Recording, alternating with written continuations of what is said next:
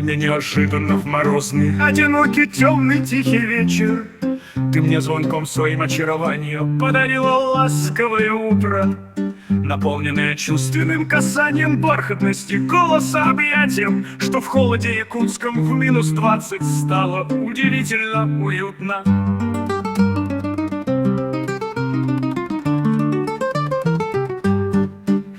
7000 километров расстояние, пронизанное теплым счастьем, созвездие короны северной призывно манит вдаль твоей улыбкой. Ты мой далекий огонек любви, причал в густом тумане, мой ты ангел. Твой смех чарующий звучит в душе моей блаженным и щемящим чувством.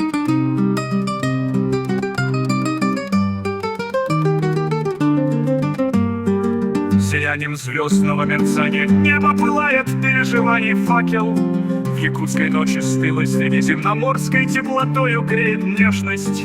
Ко мне ты в разговоре так близка, но как в пространстве далека, Боже. Звучат твои признания для меня весны, далекой встречей и надеждой. Ты всех дороже стала мне, что шепчет ласково напевной кантиленой. Осень реальностью становится, разлуки постоянной вечность. Сколько еще пройти останется навстречу долгожданный осень, и нам верой остается в ночах тропинкой в вечность, уходящая земною юдолью.